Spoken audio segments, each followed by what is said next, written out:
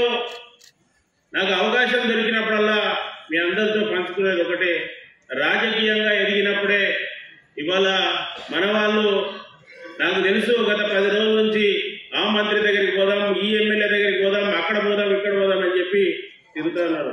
అందులో అదే మనం అయితే ఈ పరిస్థితి వచ్చేది కాదు కదా.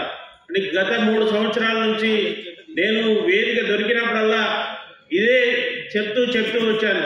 దురదృష్టవశాత్తు మనం మొన్న గెలవాల్సి ఉండే యాక్చువల్గా, కానీ భారతీయ జనతా పార్టీ నుంచి నేను 26 సంవత్సరాలుగా పనిచేసిన మీ అందరికీ తెలుసు.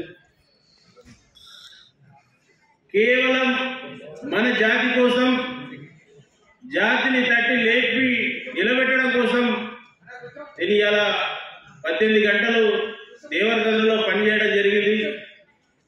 అన్ని రకాలుగా పార్టీ పెట్టిన ప్రతి పరీక్షలో నెగ్గడం జరిగింది. నెగ్గడం కొంతమందికి ఇబ్బంది అనిపించినా సరే కానీ సరైన సమయంలో కరెక్ట్ నిర్ణయం తీసుకోకపోవడం వల్ల, ఒక పెద్ద మీటింగ్ పెట్టడం పోవడం వల్ల మనకు పెను ప్రమాదం జరిగింది. అగ్రవర్ణాలు అందరూ ఒకటై, జిల్లాలో అందరూ ఆల్ పార్టీలకు సంబంధించినటువంటి అందరూ ఒకటై ఇలా అర్ధరాత్రి ఈ పేద బిడ్డను, ఈ సగర జాతి బిడ్డను తడిగుడ్డతో గొంతుకోయడం జరిగింది.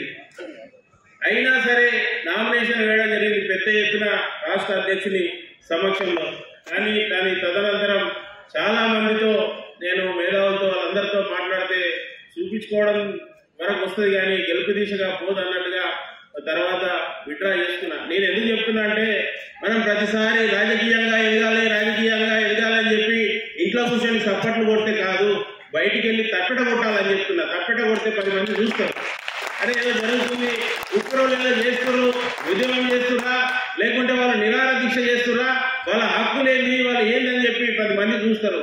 ఆ తప్పెట కొట్టాలని చెప్పి ఈ రాష్ట్ర నూతనంగా ఎన్నికైనటువంటి రాష్ట్ర సంఘానికి రేపటి నుంచే రాజకీయంగా ఇప్పుడు రాబోయేటవన్నీ కూడా, ఇప్పుడు అన్నగారు సీనన్న గారికి కూడా నేను ఆ రోజు అర్ధరాత్రి ఫోన్